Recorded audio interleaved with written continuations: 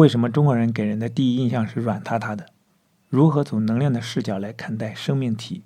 为什么说中国人还集体停留在婴儿期？巨婴的3个主要特征是什么？今天我们继续读《巨婴国》这本书。今天的读书章节中有以上问题的答案。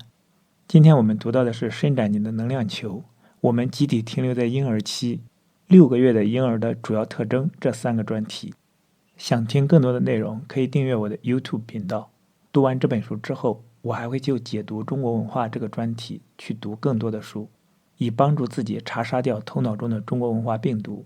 在个体层面做到文化出埃及，早日跃迁到现代文明的状态。让我们开始吧。经典的中国式图景中，主角都是被抽掉了脊梁的人，比如你很难在中国画中找到一个昂然挺立的身体。对此表现力最好的是岳敏君的作品《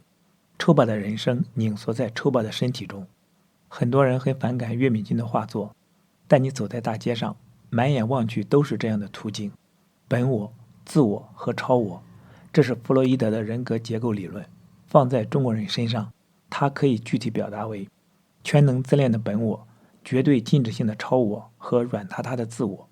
全能自恋性本我，也就是我是神，世界应该按照我的意愿运转；绝对禁止性超我，也就是你的一切自发行为都是不对的。两者冲突太强，以至于作为协调者的自我没法协调，所以就变得软塌塌的。伸展你的能量球。著名画家岳敏君，他的经典作品《笑脸人》构成了当代艺术的一道特异的风景。说实话，放在多年前，我是非常反感这种当代艺术的。我真的认为这是神丑艺术。但经过多年深入的心理咨询工作后，我对岳敏君以及其他当代艺术家的作品有了新的理解。我认为他们是在用自己的方式来表达他们对中国人国民性的理解。还有很多人做过类似的工作，比如博洋写了《丑陋的中国人》，比如林语堂的《五国与五民》。在文字解读方面，我最佩服的是台湾学者孙隆基，他写的中国文化的深层结构可以说是包罗万象，在方方面面解读中国人的国民性，详细精准而到位。作为一名从业多年的心理咨询师，这本书是我自己对中国人国民性的一个解读。说来搞笑，很多年来我一直认为自己是一个不自私的人，是一个好人，以这个形象而自得，有道德优越感，并且蛮容易获得别人的认同。但我自己并不喜欢这个形象，不喜欢的原因很直接，我感觉到我待在这个形象里并不自在，仿佛有什么东西捆绑着我，让我不能自由地伸展自己。人的性格都是逐渐形成的，对他了解越深，就越可能改变他。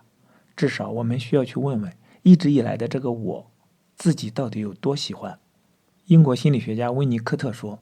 每个人都可以被看成是一个能量泡，这个能量泡在成长中必然要伸展自己，伸展就是攻击性，而攻击性是人最原始的能量。弗洛伊德则认为，驱动人类行为的动力有2个，性和攻击。如果你上一些灵性的课程，看一些灵性的书，才会看到一些哲人称每个人都是一个能量体。能量球、能量泡、能量体、性和攻击，这些说法其实是一回事，讲的都是生命力。人都是自恋的，对于我们已经形成的自我，对于我们所在的集体性自我，不可避免地会有各种美化。但是我们需要问问自己，作为一个能量体，你的自我是伸展的、饱满的、鲜亮的、富有弹性的吗？还是萎缩的、暗淡的、僵硬的？你所在的集体，如果作为一个自我，那么这个集体自我的能量体又是怎样的？我的确认为，我自己，我们多数中国人，我们所在的各种集体，乃至社会与整体文化，都是在压制每个能量球的伸展。但你也可以用你的眼睛、你的心去看能量的演变。人性很复杂，但它的基本逻辑很简单。第一，每个人都是一个能量体。第二，能量体伸展出的每一份能量，如被看到，就变成了光明，变成了生的力量，如热情与创造力。第三，能量体伸展出的每一份能量，如果不被看到，就变成了黑暗，变成了黑色的死的能量，如怨恨与破坏力。第四，当一个人整个的能量体都被看到，生命就得以证悟。由此可以说，生的能量和死的能量其实是一回事，差别只在于是否被看到，并且最初都是在关系中被别人看到，而后自己将这一点内化，就可以自我觉知了。所以人不能长久地处在孤独中，长久的孤独就等于能量体从未被看见，就等于我们认为的彻底黑暗、彻底死亡。更详细一点的阐述则是：第一，作为一个能量体，人需要向外界伸展自己，就犹如一个章鱼不断伸展自己能量的触角。能量伸展有各式各样的，如爱、欲望、表达、创作等等。第二，这一个具体的伸展如被看见，就相当于是这个能量触角被其他能量体接住，链接由此建立。而这股能量得到祝福，它本来是中性的灰色的，但被祝福之后，它变成了亮色的生的能量，即正向的能量，就可以人性化地去表达。第三，这一个具体的伸展如不被看见，就相当于是这个能量触角没有被其他能量体接住，那诅咒就会发生，它会从中性的灰色的变成黑色的能量，也即负向的能量，攻击性。不过我喜欢把它称为黑色生命力，然后以破坏性的方式去表达。第四，黑色的生命力或攻击性，它如果向外表达，就变成了对其他人的一个攻击，如怨恨、愤怒、鄙视、讽刺等等。第五，黑色的生命力如果不向外表达，就会转向内而攻击自己，如羞耻、内疚、自嘲等等。如果是向内攻击自己，就容易发展成抑郁症。第六，黑色的生命力如再次被看见，那么它又会转化为亮色的生命力。第七，很多人身上既看不到正向的能量，也看不到负向的能量，他们活得就如同一个僵化而干瘪的能量球。其真实情形是，他们心中藏着自己大量的黑色生命力，这让他们惧怕，并将这些黑色的生命力封冻起来。活得抽巴而猥琐的中国人都是这种情形，我是其中的典型。我自己就是一个抽巴的男人。作为这样一个男人，我明白，在心理学上的所有努力，都是在有意无意地试着找到一条路，能让我更好地活出自己，成为一个饱满的能量体。而要做到这一点，就需要深切地懂得那一个个干瘪的身体是怎么回事，他们体内藏着什么样的黑色生命力，并且这些黑色生命力不能被灭掉，其实也灭不掉，而需要被看见、被理解和接纳。这也是我写这本书的目的，不是为了批判，不是为了宣扬黑暗，而是希望能达成理解与接纳。美国人本主义心理学家罗杰斯如是说，爱就是深深的理解和接纳。我们集体停留在婴儿期，巨婴即成年的婴儿，身体上是成年人了，而心理发展水平却还是婴儿水平。婴儿特指1岁前的孩子，巨婴即是心理发展水平还停留在1岁前的成年人。多数中国人都是巨婴，这样的国度自然也就是巨婴的国度。一个人有生理年龄，也有心理年龄。一个民族也可以说有一个集体心理年龄。那么中国人作为一个集体，心理年龄会有多大？国内的精神分析学界有一个基本的共识，中国人的集体心理年龄没有超过1岁，还停留在口欲期。弗洛伊德将一个人的心理发展分为5个阶段。第一，口欲期，1岁前嘴部是快感中心。第二，肛欲期，1到3岁，肛门是快感中心。第三，俄狄浦斯期，也称性蕾期，是3到5岁，孩子有了明确的性意识，快感中心也转移到了生殖器部位，并且男孩有了恋母杀父的动力，女孩有了恋父仇母的动力。第四，潜伏期，6到12岁，性能量好像突然消失了一样，孩子们表现为更喜欢与同性伙伴交往。第五，生殖期，13到18岁，即青春期，性能量大爆发，一个人身体上做好了生育的准备。作为弗洛伊德的经典概念，口欲期和俄狄浦斯期的说法已广为流传。关于中国人还集体停留在1岁前的婴儿期的最有力的证据，就是中国人吃文化的非常发达。1岁前的婴儿还有一个重要的特点是，婴儿必须和妈妈在一起，并且婴儿的生活是不能自理的。这也是中国成年人的最典型的特征，都说明中国人集体心理还停留在1岁之前。精神分析学界还有一个习惯性的说法，这个人发展到了俄期，那个人没有发展到俄期。所谓俄期，指的就是俄狄浦斯期，也即是恋父恋母期。依照弗洛伊德的理论，俄狄浦斯期指的是3到5岁，在这一阶段，婴儿的性能量有了大爆炸，并且性能量指向了异性父母，而攻击能量、竞争性能量则指向了同性父母。即男孩会和爸爸竞争妈妈，女孩会和妈妈争夺爸爸。当一个孩子顺利发展到鹅期，意味着他的性能量表达被允许，他的攻击能力、竞争性的表达也会被允许。表现在成年人身上就是发展到鹅期的人会比较接纳自己的性能量以及竞争欲，同样，他们也会接纳伴侣的性能量，也会接纳对方的嫉妒心。这时，他们处理情感和性的时候，就会像成年人一样，特别是因为和父母构建的是一个较为成熟的三角关系，允许嫉妒与竞争在其中流动，所以他们会对一定程度的三角关系有较高的接纳度，允许伴侣有异性朋友和适度花心。他们不会只想着自己为所欲为，却要求伴侣绝对忠诚与纯洁。所以，虽然看上去发展到俄狄浦斯期的人心里看起来比较复杂黑暗，性能量不压抑，竞争欲也不压抑，但发展到俄期的人，其人性发展程度要远比口欲期成熟。虽然精神分析师们也会说，一个人的心理发展是一生的事，但私下里，精神分析师们更喜欢简单地说，一个人到了俄期，还是停留在前俄期。从年龄上来讲，精神分析师们私下里会认为，所有人的心理年龄都停留在5岁之前，所有民族也都是这样。5岁前又分为这样3个阶段。第一个阶段0到6个月，我称之为一个人的阶段，即虽然看起来婴儿和妈妈或其他抚养者在一起，但婴儿会觉得整个世界只有他一个人存在，且整个世界必须以他一个人的意志为核心。他接受不了不同，不同即为敌对世界。第二个阶段6个月到3岁，我称之为2个人的阶段，即婴幼儿开始意识到他和妈妈是2个不同的人，他既需要和妈妈亲密，又需要独立，由此亲密和独立构成了一对矛盾，2个人的意志同时存在，也构成了一个矛盾。这时婴幼儿能接受彼此意志的不同了，但还需要妈妈在自己身边，还接受不了长时间的分离，所以对忠诚的要求非常高，并且2个人的阶段的主题是抢夺控制权。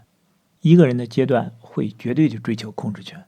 必须是只能一个人说了算，另一个人的意志得被消灭。2个人的阶段虽然也争夺控制权，但不再是有你没我的控制权，而是可以接受对方与自己的不同，但希望自己的控制权多一些，同时要求2个人的身心都忠于彼此，或者说你要忠于我，而我可以自由。第3个阶段3到5岁，俄狄浦斯期，我称之为3个人的阶段。发展到俄期的这个阶段，就意味着一个人能够接受关系的复杂性了。我爱你，但我也爱别人，你爱我，你也可以爱别人。这个别人，比如是孩子，比如是工作，也可以是伴侣的异性朋友。你会要求一个忠诚的底线，但不再要求对方绝对属于你。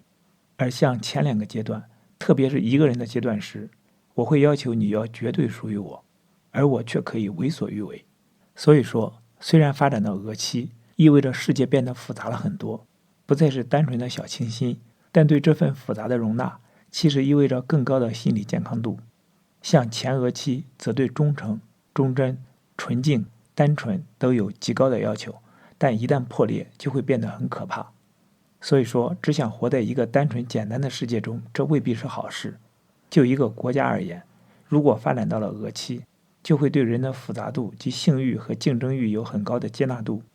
比如英国和美国，在整体上就达到了俄期，其社会对性的复杂性和竞争性有很大的包容以及鼓励。没发展到俄期，就意味着其心理年龄还在3岁之前，而这又分为口欲期和刚欲期。刚欲期的重要表现是控制与强迫，追求洁净与秩序。德国和日本就好像处于刚欲期。心理治疗圈里的朋友多认为，日本发展到了刚欲期，甚至是俄期，但我非常怀疑他们是否到了刚欲期。我觉得他们和我们的状况也许是一样的，只是表现方式不同。口欲期的几种表现则是好吃，并且什么事都要经过嘴来体验。口欲期不仅是好吃，也因为嘴部最敏感，所以1岁前的婴儿做什么都喜欢用嘴唇去感受一下。巨婴也是，所以一切美好的动物，国人都想把它吃到肚子里，变成自身的一部分。这就像是口欲期的婴儿觉得自己是匮乏的，所以他们必须把妈妈的乳汁吃到肚子里才可以。西游记中，各种妖怪都想吃唐僧肉，以追求长生不老。在精神分析学看来，一个完美的乳房对婴儿来讲，就是可以让自己长生不老，获得永生。作为由巨婴们组成的国度，中国的吃文化如此发达，特别是在广东，可以从早茶开始，一直吃到晚茶乃至夜宵，就像是婴儿永远在找奶吃。据台湾学者孙隆基说，那种像航空母舰一般大的饭馆，在全世界只有中国才有。我也确实没有在其他国家发现像广州炳胜酒家这样规模庞大的饭馆。中国人的集体心理年龄没有超过1岁，这看起来已经够低了。而我还有一个更激进的判断，我认为中国人的集体心理年龄没有超过6个月。心理学家玛格丽特·马勒称，6个月前的婴儿处于正常共生期。一个显而易见的特征是母婴共同体，即婴儿觉得他和妈妈共用一个身体和心灵，是一个人，不分你我，不分彼此。为什么叫正常共生期？也就是说，只有在这个阶段的共生才是正常的，之后的共生都可以称之为病态共生。其实，除了共生心理，小婴儿有很多很夸张的心理，但对于这个年龄的他们而言，这都是非常自然、非常正常的。不过，假若成年人还有这些心理，这就是病态了。6个月前的婴儿会有以下几个主要的心理特征。第一，共生。6个月前的婴儿会觉得，我就是妈妈，妈妈就是我，我们是一体的，我们共同使用一个身体和心理。更小的婴儿，如3个月前，他们甚至会觉得我就是万物，万物都是我，我就是宇宙，宇宙都是我。也就是说，小婴儿处于一种混沌未分化的状态，他们觉得一切都是混在一起的，特别是他和妈妈构成了一个身体与心理的共同体。病态共生在中国人之中实在太常见了，如大家庭、集体主义、没有界限、拒绝 AA 制、以己度人、统一思想等等等等。特别关键的是，在这个混沌的合一的共同体中，只有一个人说了算，而这个人当然最好是自己，这就构成了共生中的各种冲突，我称之为共生绞杀。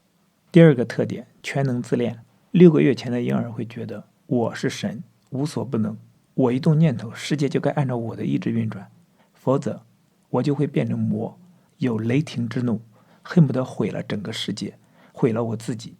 这是婴儿和巨婴的最核心心理。中国人的人际关系之所以复杂难处，这是最根本的。中国男人多有皇帝梦，而中国女人多有皇太后梦。这个梦的原动力就是希望自己拥有无上的权利，要整个世界围绕着自己的想象转。绝对意义上的皇帝和皇太后只能有一个，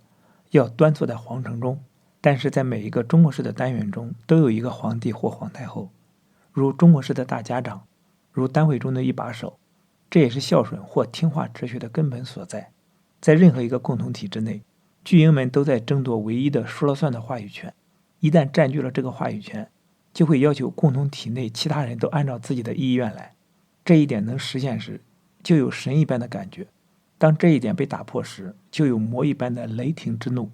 并且全能自恋和共生结合在一起就很要命，因为还处在共生期，所以巨婴们不能独立地好好待着，必须要和别人粘在一起。而粘在一起后，全能自恋的心理又驱使他们拼命的征战，很容易达到你死我活的地步。共生离不开，又要你死我活地争夺话语权，所以最好是弱者顺从强者。所以孝顺或听话哲学其实只不过是巨婴水平的父母们的一个必然的表现而已。当理解了这一点之后，我对孝道文化的愤怒就减轻了很多。一个社会单元内，那个最有权力的人才可能享受到这份资格，其他人怎么办？或者去争夺权势，或者装孙子。但是因为活在共生和全能自恋心理中的巨婴绝对接受不了挑战，所以挑战者如果实力还不具备时，他们一般都会被灭掉。因此中国历史上有独立意志又不懂政治的英雄们都没有好的下场。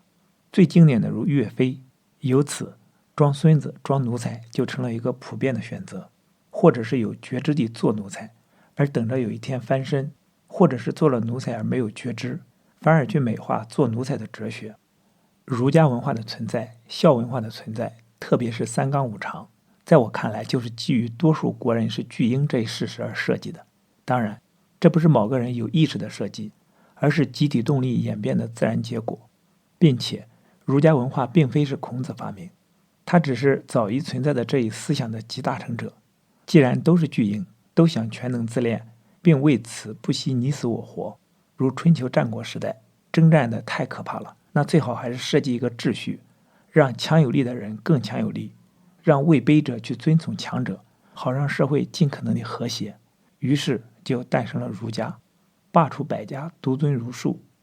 第三个特点，偏执分裂，是6个月前，特别是3个月前的小婴儿必然会有的心理。所谓偏执，即我的判断、我的意愿必须坚持下去；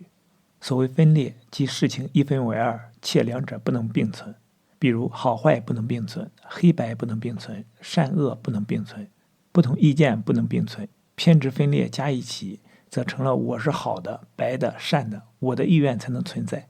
你则是坏的、黑的、恶的，你的意愿不能存在。